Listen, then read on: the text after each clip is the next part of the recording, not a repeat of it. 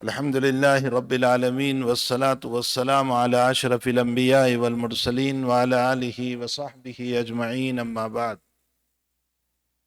الحمد لله رب العالمين الرحمن الرحيم مالك يوم الدين إياك نعبد وإياك نستعين اهدنا الصراط المستقيم صراط الذين أنعمت عليهم غير المغضوب عليهم ولا الضالين.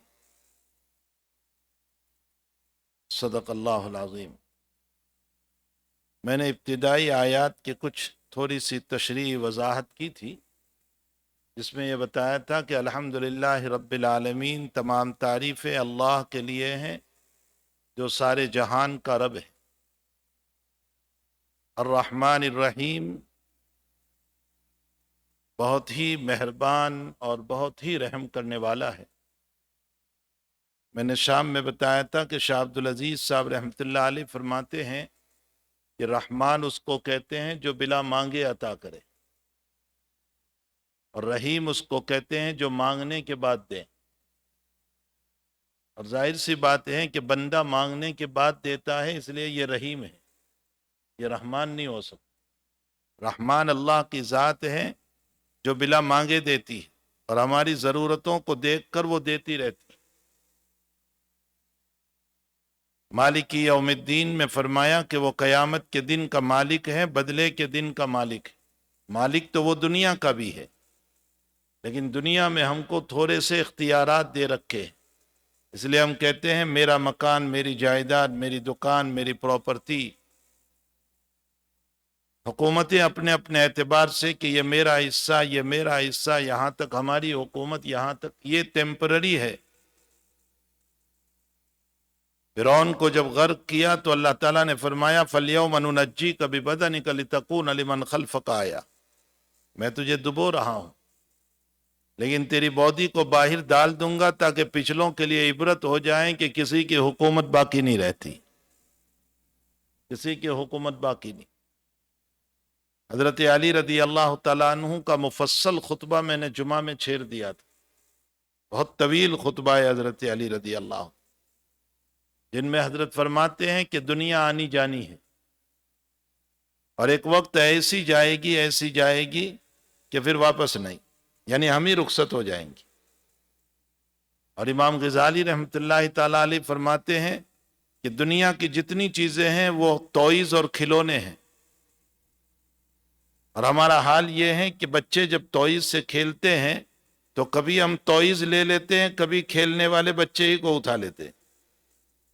دونوں شکلیں ہیں، کبھی تو ہم نے ٹوائز لے لیا اور کبھی بچے کو اٹھا لیا، ٹوائز یہیں رہنے دیا. فرمایا کہ اللہ کبھی ٹوائز لے لیتا ہے، یعنی جاب لے لیا، مکان لے لیا، کاروبار لے لیا، ڈاؤن ہو گیا، حالات آ گئے، قرض میں ڈوب گئے، بیماری ہو گئی، بچے کا انتقال، ٹوائز لے لیا. اور کبھی اللہ کھیلنے والے انسان ہی کو اٹھا لیتا ہے، مکان بھی وہاں، جائیداد بھی وہاں، پراپرٹی بھی وہاں، سب وہاں ہے، اور کھیلنے والے کو اٹھا لیا. امام غزالی فرماتے ہیں اللہ کے دونوں طریق. اس لیے بخاری شریف میں حضرت علی کا جملہ ہے کہ الدنیا مدبرۃ والآخرۃ مقبلۃ، دنیا پشت پھیر کر جا رہی ہے. جو لمحات، جو گھڑیاں، جو وقت، جو ٹائم، جو آور، جو منٹس، جو 24 آورز، جو ہمارا دن، جو ہمارا سال اس وقت ہے، وہ واپس نہیں آئے گا. دنیا جا رہی ہے پشت پھیر کر. والآخرۃ مقبلۃ، اور آخرت سامنے آ رہی ہے. وَلِكُلٍّ مِّنْهُمَا بَنُونَ، اور انسان کی اور ہماری جتنی دور ہے، جتنی دور ہے، چاہے وہ دولت کے خاطر، چاہے وہ اولاد کے خاطر، چاہے وہ، جیسے میں نے کہا تھا کہ ہماری ماؤں اور بہنوں کی دور بے حیائی کے اندر، کہ انہوں نے ایسا لباس پہنا میں اس سے سوٹ لباس پہنوں، انہوں نے یہ پہنا میں اس سے سوٹ پہنوں. حالانکہ میں نے کہا تھا کہ حقیقت یہ ہے کہ ہماری بیٹیاں اور ہماری بہنیں اس مغربی تہذیب اور اس کلچر کا مقابلہ نہیں کر سکتی، اس لیے کہ وہ آزاد ہیں اور آپ غلام ہیں محمد الرسول اللہ صلی اللہ علیہ وسلم. اور ایمان والی اور محمد الرسول اللہ کے غلام ہو کر یہ نہیں کر سکتے. یا ایھا النبی قل لازواجک وبناتک ونساء المؤمنین یدنین علیہن من جلابیبہن، اپنی چادریں پوری ڈال کر آیا کریں. یہ فرمایا اللہ تعالیٰ نے قرآن کریم میں قل لازواجک و بناتک و نساء المؤمنین یدنین علیہن من جلابیبہن، مکمل چادریں ڈالے. تو ہم آزاد نہیں ہیں، ہم تو غلام ہیں محمد الرسول اللہ صلی اللہ علیہ وسلم کے، ہمیں ان کی اتباع کرنا ہے. آگے حضرت علی رضی اللہ تعالیٰ عنہ بخاری کے اندر فرماتے ہیں وَلِكُلٍّ مِّنْهُمَا بَنُونَ، اور ہر ایک کی اولاد ہے. دنیا والے یعنی دنیا کے فالو کرنے والوں کی بھی اولاد ہے اور آخرت کا فالو کرنے والوں کی بھی اولاد ہے. فَقُولُوا مِنْ أَبْنَاءِ الْآخِرَةِ وَلَا تَكُونُوا مِنْ أَبْنَاءِ الدُّنْيَا. علی فرماتے ہیں کہ تم آخرت کے بیٹے بنو، دنیا کے بیٹے نہ بنو. آگے اس خطبے کے اندر یہ کنز الاموال کی روایت ہے جو میں نے پورا خطبہ نقل کیا. کنز الاموال میں حضرت علی رضی اللہ تعالیٰ عنہ فرماتے ہیں ہمارے عمل اور ہماری امیدیں، عمل نہیں عمل، امیدیں، فرمایا ہماری امیدیں اتنی ہیں کہ جس کی کوئی حد نہیں ہے. ہماری امیدیں ختم ہی نہیں ہو رہی ہے. اب دیکھ لیجئے، ہماری امیدیں ختم ہی نہیں ہو رہی ہے. میں نے مثال دی تھی کہ جہنم میں ایک پہاڑ ہے، اللہ تعالیٰ جب سزا دے گا تو کہے گا اس پہاڑ پر چڑھو. پیچھے سے مارتے جائیں گے، چراتے جائیں گے، ابھی اوپر نہیں پہنچے گا کہ بڑی مشکل سے پہنچا ہوگا کہ گر جائے گا، پھر اللہ کہے گا چڑھو. بس یہی حال اس کا ہوتا رہے گا. اسی طرح کچھ ہمارا حال ہے کہ امیدوں کے اندر چل رہے ہیں، گر رہے ہیں، چل رہے ہیں، گر رہے ہیں. مول صاحب کام کے قریب پہنچ گیا تھا فیل ہو گیا. کیا کہتے ہیں؟ بالکل قریب پہنچ گیا تھا فیل ہو گیا، بس بنتے بنتے بگڑ گیا. اچھا میرا اب دوسرا ارادہ ہے، آپ دعا فرمائیں، میں اس کو شروع کر رہا ہوں. بس یہ فیل ہوا، دوسرا بن رہا ہے، تیسرا بن رہا ہے، اسی میں زندگی پوری ہو رہی ہے. تو حضرت علی فرماتے ہیں کہ عمل کی، اسی لیے بخاری شریف کتاب الرقاق کی روایت ہے کہ خط رسول اللہ صلی اللہ علیہ وسلم خطم مربع، یوں چوکور حضرت نے ایک دائرہ بنایا چوکور، اور بیچ میں وخط خطن فی الاوسط خارج من المربع، اور فرمایا بیچ میں ایک لکیر کھینچی. حضرت مثال دے کر سمجھا رہے، باقاعدہ نقشہ بنا کر، جیسے ہم بچوں کو سمجھاتے ہیں نا، تو ہم حضرت کے سامنے بچے ہیں، سب دین کے باب میں ہم سب بچے ہیں. تو حضرت نے وہ لکیر مربع اور بیچ میں ایک لکیر بنائی اور وہ مربع سے باہر.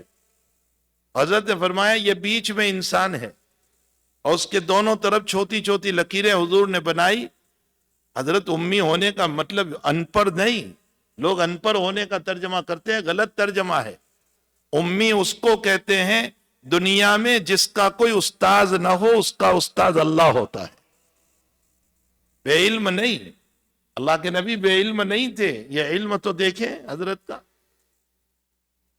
تو یوں لکیریں کھینچی اور حضرت نے فرمایا کہ یہ انسان ہے اور یہ اس پر آنے والے حالات ہے. ایک حال تو دوسری مصیبت گئی کہ تیسری، مصیبتیں چلتی ہی رہتی ہے. اور مربع سے باہر ایک لکیر کھینچی اور فرمایا یہ انسان کی موت ہے، یہ اس کی امیدیں ہیں. یعنی موت سے اوپر یہ امیدیں بنا کر کے بیٹھا ہے.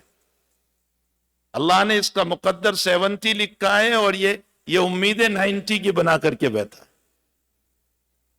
تو حضرت علی فرماتے ہیں کہ ہماری امیدوں نے ہمیں جو ہے ایسا گھیر رکھا ہے کہ رات دن اسی امیدوں میں ہم چلتے رہتے.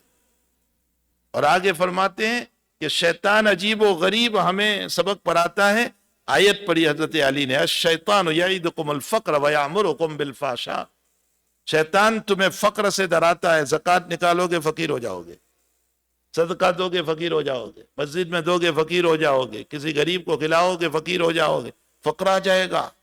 الشیطان یعیدکم الفقر، ہاں فقر سے وہ ڈراتا ہے. ویامرکم بالفحشاء، اور برائیوں کا حکم کرتا ہے، یعنی جہاں خرچ نہیں کرنا ہے اس کی ترغیب دیتا ہے. الشیطان یعیدکم الفقر ویامرکم بالفحشاء واللہ یعیدکم مغفرۃ وفضلا. اور اللہ کہتا ہے خرچ کرنے سے کم نہیں ہوگا، میں بڑھاؤں گا. بظاہر تجھے کم ہوتا ہوا نظر آئے گا لیکن برکتیں اتنی ہوگی کہ تجھے پتہ بھی نہیں چلے. اور اللہ بڑی وسعت والا ہے، دینے والا. اور پھر علی نے فرمایا رضی اللہ تعالیٰ عنہ کرم اللہ وجہہ، کیسی پیاری اپنے خطبے میں نصیحت فرماتے ہیں، یا ایھا الناس احسنوا عملکم اے لوگو اچھے اعمال کرو، واحفظو فی عقبکم، اور تمہاری اگلی زندگی کے لیے اس کو محفوظ کرو، اس لیے کہ ہر آنے والی زندگی گزشتہ زندگی سے طول ہے، لمبی ہے، لانگ ہے۔ ماں کی پیٹ کی زندگی 9 منتھ کی تھی، اس کے مقابلے میں دنیا کی زندگی 70-80 تک کی ہے۔ پھر دنیا کے مقابلے میں برزخ کی زندگی لمبی ہے۔ کتنی لمبی ہے؟ ہمارے آبا و اجداد قبر میں سوئے، کب اٹھیں گے؟ کب اٹھیں گے؟ اسی طرح ہم بھی سوئیں گے، نہ معلوم کب اٹھیں گے۔ تو برزخ کی زندگی دنیا سے بہت لمبی ہے۔ ہمارے حضرت مولانا یوسف صاحب رحمۃ اللہ علیہ، حضرت جی مولانا یوسف صاحب رحمۃ اللہ علیہ فرمایا کرتے تھے، یہ جتنے دنیا کی چیزیں جس میں ہم مست ہو رہے ہیں، آپ بتائیے کہ برزخ میں بچا سکتی ہے؟ حضرت فرماتے ہیں کوئی چیز برزخ میں بچا سکتی؟ یہ عریانیت، یہ بے حیائی، یہ برائیوں کا کمپٹیشن، یہ ہمیں بچا سکتا ہے؟ جب بچا نہیں سکتا ہے تو برزخی زندگی کو کیوں پامال کر رہے ہیں؟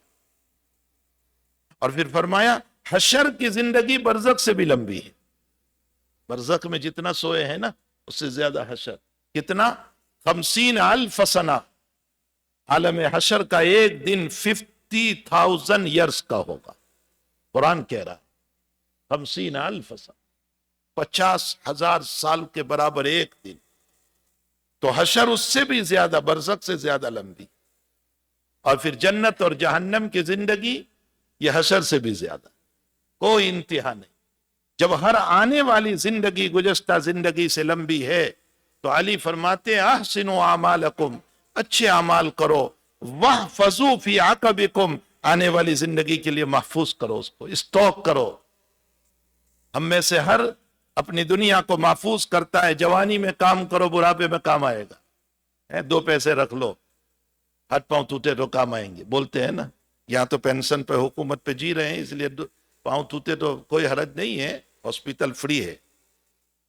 لیکن بیچارے ان ممالک کے اندر جہاں پیسے خرچ کرنے پڑتے ہیں، وہاں پوچھیں۔ ہمارے ایک ملنے والے کی ایک معصوم بچی 3 سال کی، ابھی اس کو بون کینسر اور بلڈ کینسر ہو گیا، ڈاکٹروں نے بتایا 12 لاکھ کا خرچہ ہوگا۔ پوچھیں ان لوگوں سے۔ یہ بھی ایک نعمت ہے اللہ تعالیٰ کی، اس پر بھی اللہ کا شکر ادا کرنا چاہیے آپ کو کہ آپ کی ساری یہ فیسلٹی اللہ نے حکومت کے دل میں ڈالی، اور انہوں نے بغیر تفریق کیے ہوئے کہ یہ باہر سے آئے ہوئے ایمیگرانٹ ہے اور یہ ہمارے ہیں، کوئی فرق نہیں کیا، بلکہ ہر ایک کے لیے فیسلٹی دی، یہ اللہ ہی نے ان کے دل میں ڈالا ہے۔ ورنہ جب پیسے خرچ کرنے کی باری آتی ہے تو لوگوں کی پراپرٹی اور جائیدادیں بک جاتی اپنی اولاد کو بچانے کے لیے، لیکن یہ فری مل رہا ہے ہمیں، جو ہے ان کے لیے بھی دعا کرنی چاہیے، اللہ ان کو ہدایت عطا فرما کر جنت میں ہمارے ساتھ مومن بنا کر داخل فرما دے، دعا کرنا چاہیے۔ اور ہمیں اس نعمت پر بھی شکر ادا کرنا چاہیے کہ اللہ تعالیٰ نے اتنی بڑی نعمت دے رکھی ہے کہ فری میں سارا علاج ہو رہا ہے۔ تو جوانی میں کہتے ہیں کہ 2 پیسے بچا لو، بڑھاپے میں کام آئے گا، یا جوانی میں خوب جاب کرتے ہیں تاکہ ٹیکس بھر کے بڑھاپے میں کام آئے گا۔ یہ بھی تو ہے نا، یہ جو کچھ مل رہا ہے وہ ٹیکس ہی تو مل رہا ہے ہمارا۔ تو جب دنیا کے مال کو ہم اپنے بڑھاپے کے جمع کر رہے ہیں تو حضرت علی فرماتے ہیں کہ دنیا کے اعمال کو آخرت کے لیے جمع کر لو۔ فرمایا واحفظوا فی عقبکم، اور آگے فرماتے ہیں بہت جو جملے جچے تلے حضرت بیان فرماتے ہیں، فرمایا ان اللہ تبارک و تعالی وعد الجنہ علی اطاعتہ، اللہ نے جنت کا وعدہ اپنی اطاعت پر فرمایا ہے، ووعد النار علی من عصاہ، اور جہنم کا وعدہ کیا ہے جو اس کی نافرمانی کرے گا۔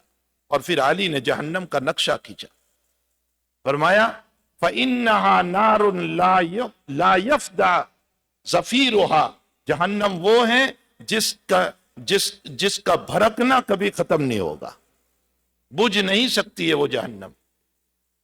فرماتے ہیں لا یفدی زفیرها، وہ جہنم کبھی بجھنے والی نہیں۔ اور فرمایا ولا یجبر کثیرها، اور اس کا ٹوٹا ہوا کوئی جوڑ نہیں سکتا۔ ہاں اس کا ٹوٹا ہوا کوئی جوڑ نہیں سکتا. اور فرمایا کہ ولا یکفا اسیرھا، اور اس میں جو قید ہو گیا اور بے ایمان گیا ہے اس کو کبھی نجات نہیں مل سکتی. حارھا شدید، گرمی بڑی سخت ہے اس کی گرمی. علی فرماتے ہیں حارھا شدید، اس کی گرمی بہت شدید ہے. ماؤھا سدید، سواد سے ہے، اس کا پانی پیپ ہے جو انسانوں کی باڈی سے نکلے گا. ماؤھا سدید. فرمایا انی اتخوف اخاف علیکم ان اتباع الہوی وطول العمل، مجھے تم پر خوف ہے اے لوگو کہ تم خواہشات کے پیچھے پڑ رہے ہو اور لمبی لمبی امیدیں بنا کر اپنے اللہ کی عبادتوں سے غافل ہو رہے. یہ حضرت علی رضی اللہ تعالیٰ عنہ کے خطبے کا میں نے اختصار پیش کیا. تو وہ تو دنیا کا بھی مالک ہے. ساتھ ساتھ فرمایا ایاک نعبد و ایاک نستعین، ہم تیری ہی عبادت کرتے ہیں، تجھ ہی سے پناہ مانگ، تجھ ہی سے مدد مانگ. یہاں ایک نقطہ سمجھ لیں. چلیے امام صاحب کے ساتھ ہم نماز پڑھ رہے ہیں، تب تو نعبدو ٹھیک ہے. نعبدو کا معنی ہم عبادت کرتے ہیں، جمع ہے یہ تو، اور تجھی سے ہم مدد مانگتے. لیکن جب اکیلے نماز پڑھتے ہیں تو پھر ہم کہاں آیا؟ پھر تو واحد آنا چاہیے تھا. ایاک اعبد ایاک استعین، یوں کہنا چاہیے نا. کبھی ذہن میں سوال بھی آیا کہ اکیلے پڑھ رہے ہیں تو پھر نعبدو جمع کیوں بول رہے ہیں؟ محققین اور مفسرین لکھتے ہیں، فرمایا اس کی وجہ یہ ہے کہ اگرچہ اکیلے پڑھ رہے ہیں لیکن جو اللہ سے تم عہد کر رہے ہو، اللہ ہم تیری ہی عبادت کرتے ہیں، اس میں دنیا کے صالحین، اولیاء، نیک لوگ سارے کے سارے ہمارے ساتھ شریک ہیں، اور ہم سب کو شریک کر رہے ہیں تاکہ ان کی برکت سے اللہ ہماری نماز بھی قبول فرمائے. ایاک نعبد، ہم اکیلے نہیں ہیں، ہمارے ساتھ ملائکہ بھی ہے. ملائکہ بھی تو ہے، اگرچہ ہم اکیلے نماز پڑھ رہے ہیں، ملائکہ بھی ہے، صالحین بھی ہے، عابدین اور زاہدین بھی ہے، وہ بھی تو پڑھ رہے ہیں نماز. تو ہم نے سب کو شریک کیا. اللہ ہم سب تیری ہی عبادت کرتے ہیں اور کرتے رہیں گے، حال بھی اور مستقبل بھی، فیوچر بھی، اور تجھ ہی سے مدد مانگتے ہیں اور مانگتے رہیں. آگے فرمایا میرے بندو مجھ سے دعا کرو، اہدنا الصراط المستقیم، اللہ ہمیں صراط مستقیم پر چلا. اہدنا الصراط المستقیم، راستے بتانے کے دو طریق. ایک طریق تو یہ ہے کہ آپ یہاں سے بیٹھے بیٹھے راستہ بتا دو کہ پہلی traffic light, second traffic light, third traffic light کے بعد رائٹ میں چلے جانا، لیفٹ میں چلے جانا، وہ آپ کا مقام آ جائے گا. ایک تو یہاں بیٹھے ہوئے، اور ایک یہ ہے کہ آپ گاڑی میں بیٹھ گئے اور کہا چلو میں آپ کو بتانے کے لیے آتا ہوں. اللہ کی طرف جب ہدایت کی نسبت ہوتی ہے اللہ کی طرف، تو اس کا مطلب ہوتا ہے اے اللہ ہمارا ہاتھ پکڑ کے ہمیں لے چل. اللہ ہمیں والذین جاہدوا فینا لنہدینہم سبلنا، جو میرے راستے کی تکلیف ہے، یہاں وہ جہاد مراد نہیں ہے، مطلقاً تکلیف ہے. والذین جاہدوا فینا، جو میرے راستے کی تکلیفیں برداشت کرے گا. تراویح میں تکلیف ہے لیکن پھر بھی پڑھ رہا ہے، نماز میں تکلیف ہے پھر بھی پڑھ رہا ہے، پانی ٹھنڈا ہے پھر بھی وضو کر رہا ہے، مصیبت پڑ رہی ہے پھر بھی اللہ کی عبادت ادا کر رہا ہے، کمانے میں تکلیف ہے پھر بھی حلال کی محنت کر رہا ہے. جو بھی انسان جو بھی تکلیف ہو، اللہ فرماتے ہیں کہ جو میرے راستے کی تکلیفوں کو برداشت کرے گا، اللہ کہتا ہے لنہدینہم، میں اس کی انگلی پکڑ کے ہدایت پہ ڈال دوں گا. ہمارے حضرت اقدس تھانوی رحمۃ اللہ علیہ فرماتے اللہ جس کی انگلی پکڑ لیں وہ کبھی گمراہ نہیں ہو سکتا ہے. وہ کبھی گمراہ، اللہ نے انگلی پکڑی ہے، وہ کیسے گمراہ ہو سکتا ہے؟ تو اہدنا الصراط المستقیم.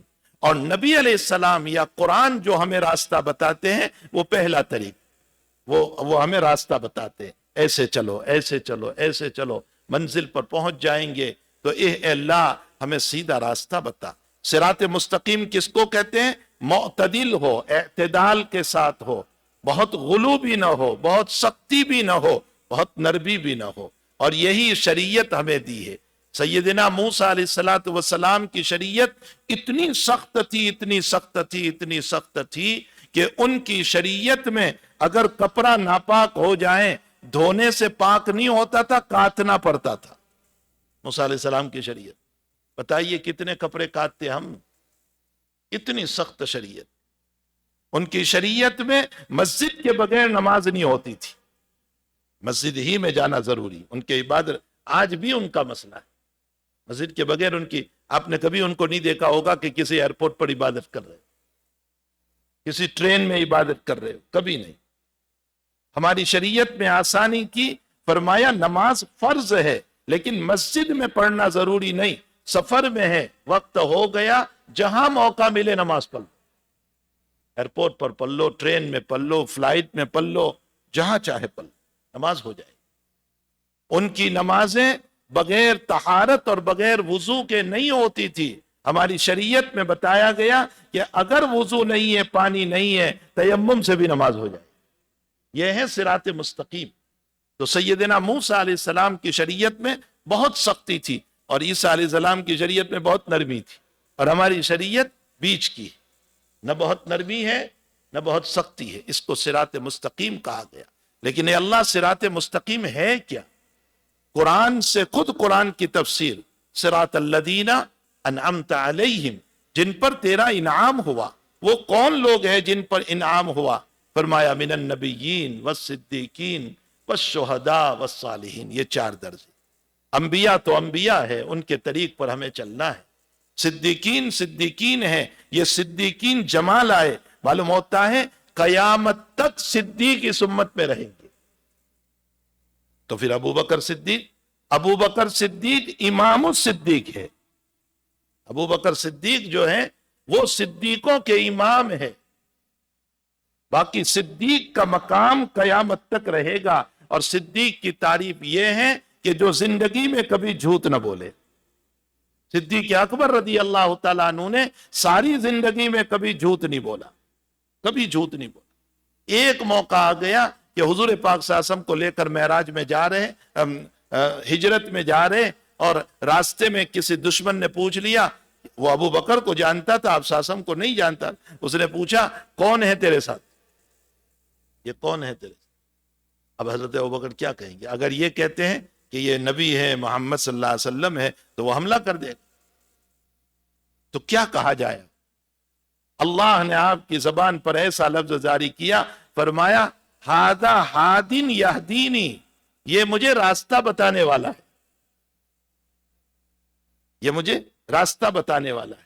تو وہ دشمن یہ سمجھا کہ ابو بکر مدینہ جا رہے ہیں تو اس کو راستہ معلوم نہیں، اس لیے راستہ بتانے والا لے لیا، اور ابو بکر نے دل میں مراد لیا مجھے دین میں راستہ بتانے والا ہے۔ ایسا لفظ کہا کہ جھوٹ بھی نہ ہو۔ تو صدیق اس کو کہتے ہیں جس نے کبھی زندگی میں جھوٹ نہ بولا ہو۔ ان کے طریق کو اپناؤ تاکہ ہماری زبانیں سچی رہیں۔ ہماری زبانیں جھوٹ بول رہی ہے، حدیث شریف میں ہے جب ہم جھوٹ بولتے ہیں تو فرشتہ 3 میل ہمارے منہ کی بدبو کی وجہ سے دور چلا جاتا۔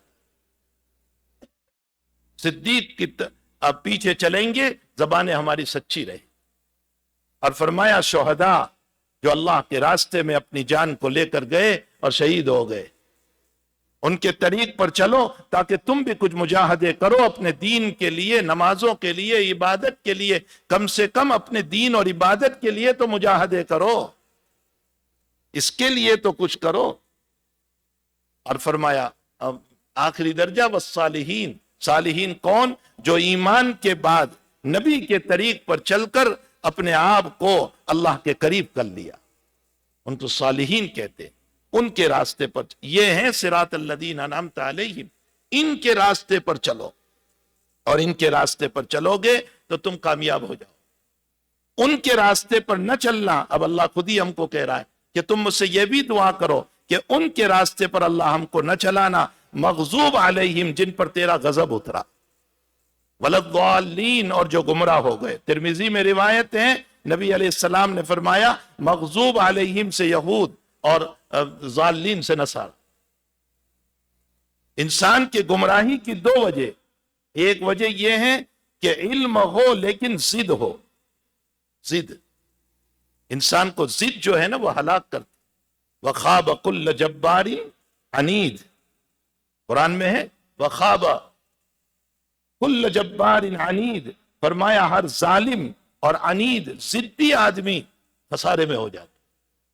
ضدی کس کو بولتے ہیں؟ حق بات آ جانے کے باوجود نہیں ماننا، نہیں مانتا. دلائل آ گئے، حق بات آ گئی، سچی بات آ گئی، مشورے ہو رہے ہیں، صحیح رائے اس میں آ گئی، اس کے باوجود کہتا ہے میں نہیں مانتا. اس کی تربیت کبھی نہیں ہو سکتی، اس کی اصلاح کبھی نہیں ہو سکتی. یہ قرآن کہہ رہا ہے وَخَابَ كُلَّ جَبَّارٍ عَنِيدٍ. ضدی نقصان میں ہوتا ہے، اس کی اصلاح ہو ہی نہیں سکتی.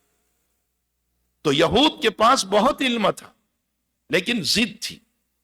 ضد اتنی تھی کہ قرآن کہہ رہا ہے ان کی کتاب میں نے آخری نبی کے سارے حالات بتائے تھے. یعرفونہ کما یعرفون ابناءہم، وہ نبی علیہ السلام کو ایسے جانتے ہیں جیسے اپنی اولاد کو جانتے ہیں. اور میری اولاد 25 سال کے بعد آئے تو بھی میں کہہ دوں گا میرا بیٹا ہے. تو اگرچہ نبی بہت وقت کے بعد آئے لیکن وہ جانتے تھے کہ یہ وہ نبی ہے، اس کے باوجود نہیں مانا، جانتے تھے. عبداللہ ابن سلام رضی اللہ تعالیٰ عنہ جو ان کے بڑے عالم تھے، مدینہ المنورہ میں بڑے عالم تھے، اور ان کی پھوپھی عالم تورات تھی عبداللہ ابن سلام کی. تو تورات کے حوالے سے نبی علیہ السلام کی بہت ساری صفات بیان کرتی تھی. ایک مرتبہ عبداللہ ابن ان صفات میں یہ بھی بیان کیا تھا کہ محمد جو ہے سفید کپڑوں کو بہت پسند کرے گی، ان کو وائٹ کپڑے پسند، اور ان کی طبیعت جو ہے جھکاؤ کی ہوگی، نرمی کی ہوگی، تواضع کی ہوگی، اور وہ مدینے ہجرت کریں گے. یہ سب تورات میں لکھا ہو. تو عبداللہ ابن سلام رضی اللہ تعالیٰ عنہ کھجور کے درخت پر کھجور توڑنے کے لیے چڑھے ہوئے اور پھوپھی نیچے ہے. اور عبداللہ ابن سلام نے درخت سے دیکھا کہ سفید کپڑے والے آ رہے ہیں، تو پھوپھی کو کہا کہ پھوپھی وہ سفید کپڑے والے بڑے جھکاؤ کے ساتھ، نرمی کے ساتھ آ رہے ہیں، کہیں وہی تو نہیں جو تو کہہ رہی تھی؟ فرمایا ہو سکتا ہے، اس لیے کہ وہ ہجرت کریں گے.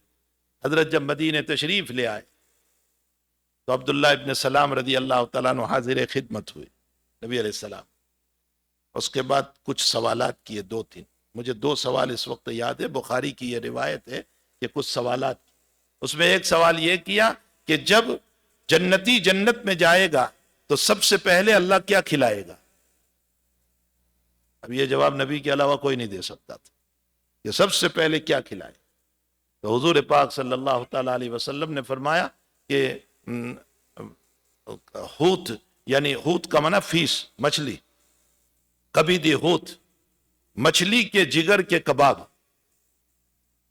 دنیا میں کبھی ہم نے مچھلی کے جگر کے کباب چکھے بھی نہیں، دیکھے بھی نہیں، اس کا جگر کیسا ہوتا ہے وہ بھی ہمیں نہیں معلوم، لیکن یہ پہلا کھانا ہوگا. بخاری شریف کی روایت میں ہے. تو میں جب اس روایت پر پہنچتا ہوں تو بچوں سے کہتا ہوں یہ ناشتہ ہوگا، جنتیوں کا ناشتے میں کباب ہوتے، تو یہ ناشتہ ہوگا. اور دوسرا سوال کیا کہ اچھا بچہ باپ کے مشابہ کب ہوتا ہے اور بچہ ماں کے مشابہ کب ہوتا ہے؟ باپ کے مشابہ کب اور ماں کے مشابہ؟ جناب رسول اللہ صلی اللہ علیہ وسلم نے فرمایا کوئی سائنس نہیں تھی. حضرت فرماتے ہیں جس کا پانی پہلے جاتا ہے رحم میں، اللہ میل اور فیمیل کا فیصلہ کرتا ہے. اگر باپ کا پانی پہلے گیا لڑکا پیدا ہوگا، اور اگر ماں کا پانی پہلے گیا لڑکی پیدا ہوگی. اور جس کا پانی زیادہ جاتا ہے اللہ اس کی شکل پر پیدا کرتا ہے. اگر باپ کا پانی زیادہ ہے تو بچہ باپ کی شکل پر آئے گا، اور اگر ماں کا پانی زیادہ ہے تو بچہ ماں کی شکل پر آئے گا. حضرت عبداللہ ابن سلام نے فرمایا ہذا نبی صادق، یہی سچا نبی ہے اور یہ چہرہ جھوٹا نہیں ہو سکتا ہے. اشہد ان لا الہ الا اللہ واشہد ان محمدا عبدہ ورسولہ. نبی کے ہاتھ پر ایمان لا رہے عبداللہ ابن سلام رضی اللہ تعالیٰ عنہ. تو ضد نہ ہو تو اس کے لیے رہنمائی، لیکن ضد ہو تو رہنمائی نہیں ہو سکتی ہے. ہم میں سے بھی بہت سے لوگ شریعت کے باب میں بڑے ضدی بن جاتے ہیں. نہیں مانتا، اچھا بھائی نہیں مانتے ہیں تو نہیں مانو، نہیں مانتے ہیں تو نہیں مانو، اور کیا کہیں گے؟ کوئی زبردستی تو منوایا نہیں جائے گا، لا یکلف اللہ نفسا الا وسعہا، شریعت میں کوئی زبردستی تو ہے ہی نہیں. تو اللہ مغضوب علیہم کے طریق پر مت چلانا، جن پر تیرا غضب نازل ہوا، جن سے تو ناراض ہوا، جن پر تیرا قہر نازل ہوا. اور وَلَضَّالِّينَ، بے علم جاہل لوگ، گمراہ، اس لیے کہ گمراہی جہالت کی وجہ سے بھی آتی، جہالت کی وجہ سے، علم نہیں ہے اس لیے ہم گمراہ ہو رہے. تو اللہ ان کے طریق پر بھی مت چلانا. یہ ہمارے پاس دعا کروا رہے ہیں ہر نماز کے اندر، ہر نماز کے اندر. اس سے معلوم ہوتا ہے کہ ہمیں اللہ کے سامنے یہ دعا کرنی چاہیے. ہمارے اکابر یہ فرماتے ہیں، حضرت مفتی احمد صاحب خانپوری دامت برکاتہم العالیہ نے اپنی ایک مجلس میں فرمایا کہ حضرت تھانوی رحمۃ اللہ علیہ کی حضرت گنگوئی رحمۃ اللہ علیہ سے بات ہوئی تو بات اس پر چلی، بزرگوں کی باتیں بھی جو ہیں آخرت کی فکر میں ہوا کرتی، آخرت کی فکر. دیکھو جناب رسول اللہ صلی اللہ علیہ وسلم کو مدینے والوں نے دعوت دی، سنو اس بات کو، مدینے والوں نے دعوت دی کہ حضرت آپ ہجرت کر کے ہمارے وہاں آ جائیں، ہم جان مال سے آپ پر قربان ہو جائیں گے، ہم آپ کی بھرپور خدمت کریں گے، ہم آپ کی حفاظت کریں گے. فرمایا ٹھیک ہے لیکن مجھے لے جانا، مصیبت کو لے جانا ہے. فرمایا کوئی عرض نہیں، ہم سب کچھ برداشت کریں گے. اب صحابہ پوچھ رہے ہیں، انصار پوچھ رہے ہیں، 70 افراد ایمان لائے تھے. سن نبوی 11 میں 7 انصاری ایمان لائے، سن نبوی 12 میں 14 افراد ایمان لائے، اور سن نبوی 13 میں یعنی نبوت کے 13ویں سال میں مکے میں رہتے ہوئے 70 افراد ایمان لائے. اور پھر انہوں نے دعوت دی کہ یا رسول اللہ آپ ہمارے وہاں آ جائیں، اور اللہ کی اجازت ملی جس کے نتیجے میں آپ نے پہلے صحابہ کو روانہ کیا، مصعب بن عمیر وغیرہ کو پہلے روانہ، اور حضرت بعد میں گئے، اس لیے کہ حضرت کو اللہ کی طرف سے اجازت بعد میں ملی، صحابہ کو پہلے اجازت مل گئی. تو جب مدینے والوں نے پوچھا کہ ٹھیک ہے حضرت ہم جان مال سے قربانی آپ کے لیے، لیکن ہمیں کیا ملے گا؟ پھر بینیفٹ ہم بھی چاہتے ہیں نا کہ بھئی کچھ بینیفٹ ہمیں بھی ہو، ہمیں کیا ملے گا؟ تو اللہ کے حبیب نے یہ نہیں فرمایا، حالانکہ نبی کو یہ بتایا گیا تھا کہ روم فتح ہوگا، کیسر و کسرا فتح ہوں گے، سب کچھ بتایا، لیکن یہ نہیں فرمایا کہ تمہیں روم کا مال غنیمت ملے گا اور کیسر و کسرا کا گول ملے گا اور تم مال غنیمت ملے گا. ان میں سے کوئی بات نہیں فرمائی. اللہ کے نبی نے فرمایا اگر تم دین کی مدد کرو گے اللہ تمہیں جنت عطا کرے گا. بس آخرت کی فکر، آخرت کی فکر کی طرف توجہ دلائی. سب سے بڑی فکر ہماری آخرت کی. دنیا تو چتنی روٹی پر بھی گزر جائے گی لیکن آخرت بے ایمان کے نہیں گزر سکتی، وہ بڑا سخت مرحلہ ہے. اس لیے ہمیں چاہیے تو اس مجلس میں حضرت نے فرمایا، حضرت مفتی صاحب نے، کہ یہ باتیں حضرت تھانوی اور حضرت گنگوئی کی، تو اس میں یہ بات آئی کہ اللہ خاتمہ بالخیر ہمارا کرے اور ایمان پر ہماری موت ہو تو اس کے لیے ہمیں کیا دعا کرنی چاہیے. تو فرمایا کہ یہ دعا، 3 دعا، اللہم اہدنا الصراط المستقیم صراط الذین انعمت علیہم غیر المغضوب علیہم، ایک دعا. اللہم ارنا الحق حقا وارزقنا اتباعا وارنا الباطل باطلا وارزقنا اجتنابا. دوسری دعا، اللہم ربنا لا تزغ قلوبنا بعد اذ ہدیتنا وہب لنا من لدنک رحمہ. یہ 3 دعائیں روزانہ 5 نمازوں کے بعد اہتمام کریں، انشاءاللہ ایمان پر خاتمہ ہو. کریں گے اس کا اہتمام، اللہ تعالی ہم تمام کا خاتمہ بالخیر فرمائیں. اور اس سورہ فاتحہ کے اندر جتنی نصیحت کی باتیں ہیں اللہ ہم سب کو اس پر عمل کی توفیق عطا فرمائے. اخیر میں حضور پاک صلی اللہ علیہ وسلم نے فرمایا جب سورہ فاتحہ ختم کرو تو آمین بول لیا. آمین عربی لفظ نہیں ہے، آمین تو عبرانی لفظ ہے، اسی لیے تو یہود بھی آمین بولتے ہیں، اپنی دعاؤں میں آمین بولتے ہیں وہ لوگ. یہ عبرانی لفظ ہے لیکن اللہ کا حکم ہے، اس لیے ہم اس لفظ کو بولیں گے آمین. اس کا معنی کیا ہے؟ حضرت ابو ہریرہ تو فرماتے ہیں کہ اسم من اسماء اللہ تعالی، یہ اللہ کا نام ہے. لیکن اکثر صحابہ اور بزرگان دین فرماتے ہیں کہ اس کا معنی ہوتا ہے استجب دعاءنا، اے اللہ ہماری دعا کو قبول فرما. آمین کا معنی ہماری دعا کو قبول فرما. اس لیے جب سورہ فاتحہ کو ختم کریں تو ہم آمین بول لیا کریں. اللہ جل شانہ ہم تمام کو صراط مستقیم سے مالا مال فرمائے. سبحانک اللہم و بحمدک و تبارک اسمک و تعالی جدک و لا الہ غیرک. سبحان اللہ و بحمدہ سبحان اللہ العظیم. سبحان اللہ و بحمدہ عدد خلقہ و رضا نفسہ و زنۃ عرشہ و مداد کلماتہ. اللہم صلی علی سیدنا حبیبنا وشفیعنا وسندنا مولانا محمد وبارک وسلم. اللہم ربنا ارنا الحق حقا وارزقنا اتباعا وارنا الباطل باطلا وارزقنا اجتنابا. اللهم اهدنا الصراط المستقيم صراط الذين أنعمت عليهم من النبيين والصديقين والشهداء والصالحين. اللهم احفظنا من غير المغضوب عليهم من مغضوب عليهم ولا الضالين. اللهم ربنا لا تزغ قلوبنا بعد إذ هديتنا وهب لنا من لدنك رحمة إنك أنت الوهاب. اے اللہ ہدایت کے بعد ضلالت سے حفاظت فرما، ایمان کے بعد کفر سے حفاظت فرما، بننے کے بعد بگڑنے سے حفاظت فرما. اللہ نمازی بننے کے بعد بے نمازی بننے سے حفاظت فرما. ہمارے قلوب میں نور پیدا فرما، گناہوں کے ظلمتوں کو ختم فرما. اللہ ہمارے چہروں کو بھی نورانی بنا، ہماری پوری باڈی کو بھی نورانی بنا، ہمارے ہر عضو میں نور پیدا فرما، ہمارے روئے میں نور پیدا فرما. اے اللہ ظلمات اور گناہوں سے ہم سب کی حفاظت فرما. اللہ ہمارے والدین کی مغفرت فرما، ہمارے اہل و عیال کی مغفرت فرما، اقارب کی مغفرت فرما، مشائخ کی مغفرت فرما، اساتذہ کی مغفرت فرما، متوسلین کی مغفرت فرما، شاگردوں کی مغفرت فرما، محبت کرنے والوں کی مغفرت فرما، تعلق رکھنے والوں کی مغفرت فرما. اے الہ العالمین پوری امت مسلمہ کی مغفرت فرما.